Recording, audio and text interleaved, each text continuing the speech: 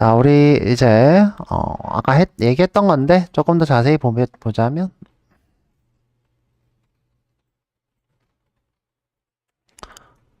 자, 토큰이라는 거는 그 문장의 어떤 단위가 되는 거죠. 그렇죠? 문자 조각의 단위.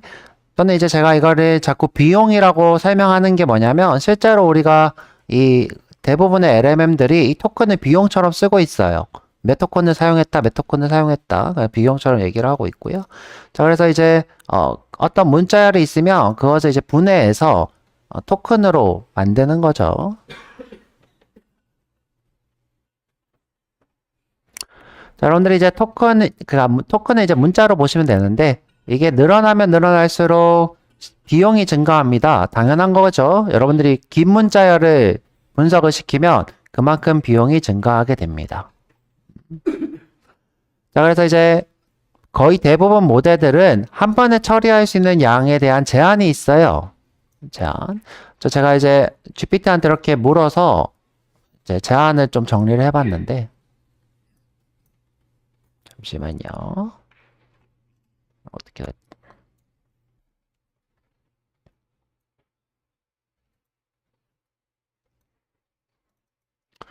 자, 지금 보면 GPT 3.5 같은 경우에는 한 번에 여러분들이 쓸 수 있는 토큰 양이 6,000에서 8,000자였던 거예요. A4 용지로 따지면 4, 5장 정도 분량이고요. 자, GPT 4까지 넘어가면 이제 4에서 10장, 그 다음에 4.1로 가면 1000장 정도. 자, 한 번에 여러분들이 이제 질문해가지고 그걸 분석해서 낼 수 있는 것. 자, 근데 이제 여러분들이 주의해야 될 게 있는데 AI가 되게 많은 단어를 분석해가지고 한 번에 처리할 수 있네? 이렇게 생각할 수 있는데 너무 길어지면 중간에 있는 내용들을 무시하는 현상이 생겨요. 앞쪽이랑 끝쪽 데이터는 잘 분석하는데 중간 데이터는 잘 분석 못하거나 또는 여러분들이 생성한 데이터가 엄청 많죠? 그러면 이 생성한 것들 중에 앞이랑 뒤는 꽤 괜찮은데 중간 데이터는 0 이상하게 데이터를 만드는 경우가 종종 있어요. 그거는 현재 GPT-5도 그런데 너무 많은 데이터를 학습시키거나 또 너무 많은 데이터를 분석하게 시키는 거는 별로 좋은 방법이 아니다. 이렇게 하시면 될 것 같고요. 5는 더 많겠죠?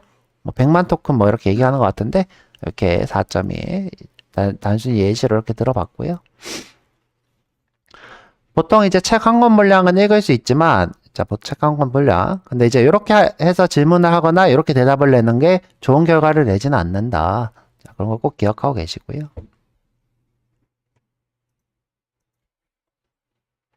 그래서 토큰이 많으면 요거 중요합니다. 그렇죠? 앞부분이 잘리거나 요약될 수 있다. 요거 꼭 기억하시고. 그래서 질문을 하실 때는 좀 이렇게 구간을 나누어서 질문하는 것을 추천드려요. 구간을 나눠서 이 부분만 질문을 일단 해서 처리하고 이 부분만 질문해서 처리하고 한꺼번에 이렇게 연속적으로 질문하는 것은 좋지 않다는 거예요. 자, 이때 아까 얘기한 것처럼 컨텍스트라는 것이 있고 컨텍스트 윈도우라는 것이 있는데 자, 컨텍스트는 이게 토큰들의 길이 우리가 이제 질문할 때 데이터를 주는 것을 우리가 이걸 컨텍스트를 하는 거고 이 길이의 크기 아까 얘기한 것처럼 모델 3은 모델 3 GPT죠. 뭐 A4 용지 4장 분량이면 모델 4는 책 한 권 정도 분량이 되죠. 저기 컨텍스트의 크기를 우리가 컨텍스트 윈도우 이렇게 부르는 거예요. 자, 꼭 기억하고 계시고요.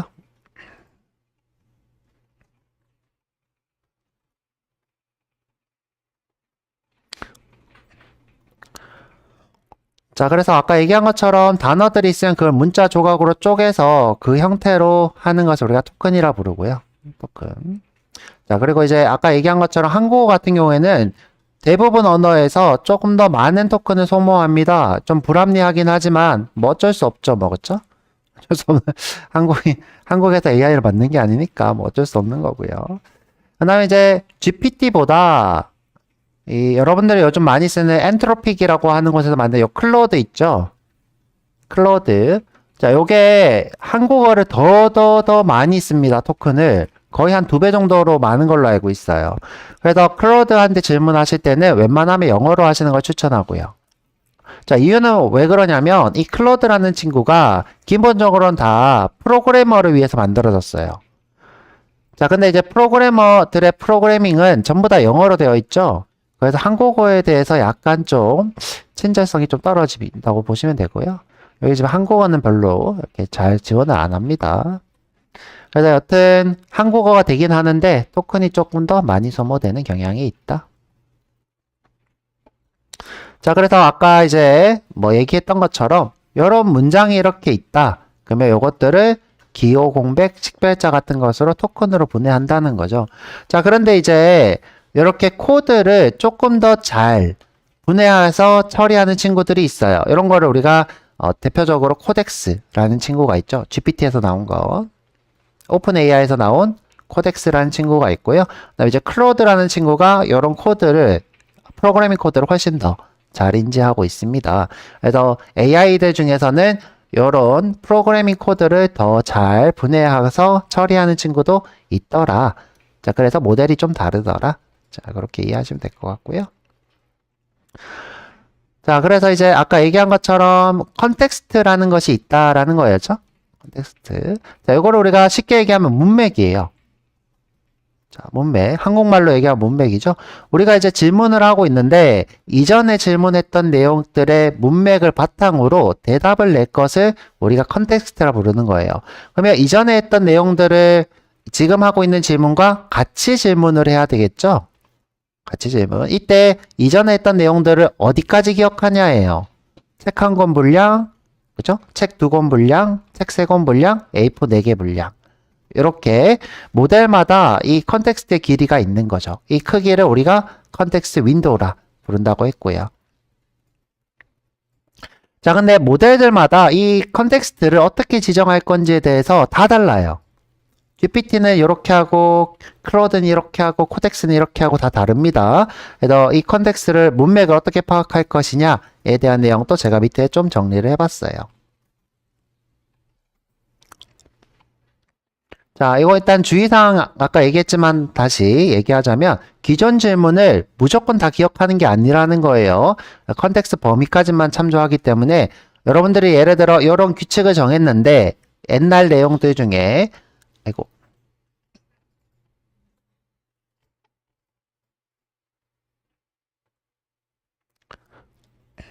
자, 내용들이 쭉 있는데 내가 옛날에 어떤 규칙을 이렇게 정해놨어요. 근데 대화를 하다가 어느 순간 이 규칙이 어떻게 해요? 사라지는 거예요. 사라지는 게 아니라 이만큼만 기억하는 거였죠? 이것이 컨텍스트 윈도우가 되는 겁니다. 자, 넘어가죠. 자, 그래서 여기 있는 내용들이 항상 메모리에 저장되는 게 아니더라. 메모리에 저장되는 게 아니라 우리가 컨텍스트로 쓰더라. 그래서 컨텍스트라는 건 뭐다? 실제 답변들을 모델이 보고 그것을 입력으로 취급하는 거고, 메모리라는 것은 사용자 설정 같은 거예요. 예를 들어서 내가 내 유저 설정 같은 걸 했겠죠. 난 남자고 마흔이고 나 별명 같은 걸 지을 수 있겠죠. 별명 경민 코딩이고 이런 것들이 이제 메모리에 저장이 되는 거고, 이런 건 컨텍스트랑 좀 별개로 취급이 됩니다. 그래서 여러분들이 컨텍스트 쓰실 때 항상 내가 예전에 했으니까 또 이렇게 대답을 잘하겠지라고 하지 말고 위에다가 이렇게 중요한 내용들은 짧게 쓰는 것을 추천드려요. 고정 스펙 이렇게 되는 거죠. 그래서 프롬프트마다 이렇게 쓰는 것. 또는 여러분들 GPT 같은 경우에는 지침이라는 걸 만들 수 있어요. 자, 간단히 보여드리면 이렇게 새 프로젝트를 만들어 봐요. 이렇게. 자, 여기 보면 이렇게 프로젝트라는 부분에 보시면 저희 좀 출처가 새로 생겼는데 이것도 이제 컨텍스트에 해당하는 거죠. 자, 내가 이렇게 출처를 추가할 수 있고요. 자, 출처. 그러니까 현재 인터넷상이 없거나 학습하지 못한 데이터. 이것도 이제 컨텍스트에 해당하는 거죠. 컨텍스트. 자, 또는 내가 지침을 추가할 수 있어요. 자, 지침. 자, 여기 보면 오른쪽에 이렇게 생긴 거 있죠? 자, 여기 들어가 보면 자, 여기에 지침 편집 이렇게 있습니다. 자, 여기다가 내가 규약 또는 환경 이런 것들을 쓰고 그다음에 뭐 항상 테이블로 만들어라 이런 식의 대답을 만드실 수 있겠죠. 자, 지침. 자, 그래서 여러분들이 각 모델마다 컨텍스트를 유지하는 방법들이 있더라. 꼭 이렇게 상단에다가 이렇게 쓸 필요는 무조건 그런 거는 아니다. 그렇죠? 그런 거. 지침을 만들어서 그 지침에다가 써놓으면 되더라. 저 같은 경우에는 여러분들 강의 자료를 만드는 프로젝트가 있어요. 자, 한번 볼까? 자, 이렇게. 보면 자바 기초 수업 이렇게 있죠? 여기 보면 지침이 있어요. 이거. 자, 여기 보면 여러분들한테 수업 준비하기 위해서 이렇게 지침을 미리 이렇게 만들어 놓고 이 지침에 맞춰서 합니다. 물론 마음에 들지 않는 그 결과물을 이렇게 지침을 써도 계속 만들어내긴 하는데 그래도 훨씬 더 나으니까 꼭 쓰는 것을 권장하고요. 자, 이런 식의 지침이 되는 거죠. 보면 이제 내가 뭐 스프링 부트라는 걸 스프링 부트라는 기술로 만들 거다. 목표 같은 거, 그 다음에 고정 환경, 그 다음에 어떤 걸 할 거다, 그다음에 검증, 뭐 이런 것들이 있겠죠.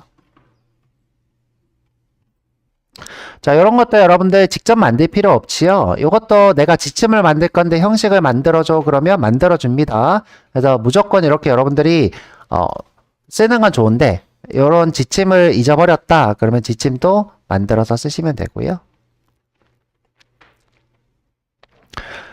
자, 그 다음에 지금 우리가 챗GPT 같은 걸 쓰고 있는데 프로그래밍을 하게 되면 그 해당하는 파일 내에서 작업을 하기 때문에 지침을 이 파일 안에 추가를 해줘야 돼요. 자, 그래서 문서 기반의 컨텍스트, 요걸 우리가 MD 파일이라 불러요. MD 파일. 요것도 한번 만들어 볼 거고요. 요구사항이나 규칙 같은 것을 요구사항, 리드미나 MD 파일을 만들어서 처리하실 수 있습니다. 자, 요 위치는 보통 어디다가 하냐면 내가 이제 프로젝트를 한다. 자, 프로젝트.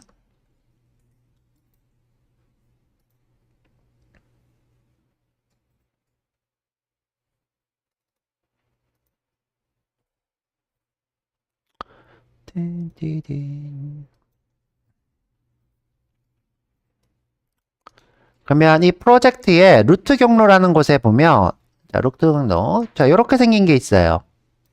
자, 리드미죠? 자, 이게 뭐냐면 이 프로젝트에 대한 설명이 됩니다. 설명. 요거 이제 GitHub라는 곳에 올릴 때 이런 걸 쓰게 되는데 우리가 GitHub 수업도 할 거예요. 자, 여기 보면 여기다가 제가 이 프로젝트는 어떤 거야 라고 설명이 돼요. 마찬가지로 요게 AI 지침이 될 수도 있고요. 요게 AI 지침. 또는 내가 AI 지침으로 여기다가 따로 만들 수도 있고. 그죠? AI 가이드 뭐 이런 식으로 만들 수도 있고 그렇습니다. 자, 요게 파일 형식으로 우리가 컨텍스트를 만드는 거예요. 너무 긴 건 별로 좋지 않겠죠? 그래서 최대한 간략하고 심플하게 작업을 하는 것을 추천하고요. 아까 얘기한 것처럼 너무 길면 비용이 들겠죠. 일단 다 이게 토큰이니까 너무 길면 토큰이 드니까 많이 들고 아까 얘기한 것처럼 길면 중간에 있는 걸 어떻게 한다? 무시하는 경향이 있더라. 그래서 이제 점점 모델이 발전하면서 중간에 있는 지시 내용도 잘 처리하게 되지만 너무 지시가 많게 되면 그것도 좀 무시하는 경향이 있어서 웬만하면 간결하고 심플하게 작업하는 것을 추천드립니다. 자, 꼭 검증을 하는 게 좋고요. 나중에 또 조금 배워보도록 하고. 자, 아까 얘기한 것처럼 GPT는 기존에 있는 대화 내용을 어느 정도 같이 보내는 경향이 있어요. 그래서 현재 사용자 입력과 직전 대화 메시지 일부 이런 식으로 우리가 대화를 하기 때문에 마치 GPT가 내가 했던 내용을 다 기억하는 것처럼 느껴져요. 하지만 그게 아니라 이 정도 내용을 계속 주고받는 거예요. 선생님 근데 내가 이전 내용까지 다 같이 대화하는 것처럼 하고 싶어요. 그러면 어떻게 하면 좋을까? 어떻게 하면 이전 내용들을 다 대화하는 것처럼 할 수 있을까요?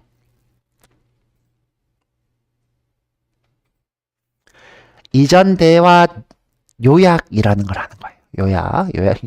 요약. 내가 이전 대화 내역을 요약해가지고 이걸 어떻게 해요? 컨텍스트로 쓰는 거예요. 아까 얘기한 것처럼 지침에 추가해도 되고 아니면 내 대화 내용에다가 요약 내용을 추가해도 되고 이것도 컨텍스트에 해당하는 거죠. 그래서 여러분들이 GPT랑 대화할 때 내 말을 잊은 것 같다. 그러면 이전 내용 요약을 시켜서 그 내용을 추가해서 질문을 하시면 훨씬 더 좋은 결과를 받으실 수 있다. 자, 이런 거고요. 그래서 첨부 파일을 써도 되고 또는 직접 써도 되고 메모리에다가 해도 되고 그렇습니다. 그래서 컨텍스트를 쓰는 방법은 다양합니다. 되게 다양한 방법이고 앞으로도 계속 더 다양한 방법으로 진화할 예정이고요. 자, 그래서 아까 얘기한 것처럼 프로젝트 지침을 만드는 방법도 있고 그렇습니다. 근데 여기 지금 방법이 쭉 내려보면 굉장히 많아요. 이거 다 설명하긴 좀 그렇고요. 자, 내가 이제 작업할 때 여기 보면 클로드 코드라는 것도 있습니다. 그죠? 클로드 코드 쓰는 법 해서 좀 보고 작업을 하시면 좋을 것 같고요. 그 다음에 요즘 몰트봇이라는 게 굉장히 유행해요. 자, 이게 지금 로컬에서 쓰는 AI 비서인데요. 자동으로 이제 계속 컴퓨터에서 돌아가고 있는 AI인데, 자, 이 친구 같은 경우에는 컴퓨터에 실제 이제 파일 구조를 계속 기억하고 있어요. 몰트봇이. 그래서 얘는 기억력이 지금 짱이다. 제일 좋다. 컨텍스트로 기억하는 게 굉장히 많습니다. 근데 이제 주의해야 될 게 이 친구가 기억하고 있는 게 많다는 건 뭐냐면 이 친구도 결국은 GPT를 쓰는 거거든요. GPT나 뭐 라마나 뭐 클로드봇 이런 걸 이용해서 로컬에 설치를 한 AI예요. 그렇기 때문에 이 친구가 컨텍스트를 굉장히 많이 소모할 수도 있어요. 그러니까 예를 들어 얘가 토큰 사용량이 뭐 제한이 돼 있는데 이 몰트봇이 컨텍스트를 너무 많이 보내서 사용량을 다 채울 수도 있고 그렇기 때문에 몰트봇 쓰실 때는 좀 주의를 하시는 게 좋고요. 자, 궁금하신 분은 나중에 저한테 또 물어보시고 그렇습니다. 자, 그래서 이렇게 컨텍스트 쓰는 다양한 모델들을 제가 간단히 정리를 해봤으니까 우리는 이제 GPT 위주로 하니까 GPT 위주로 좀 보시고요.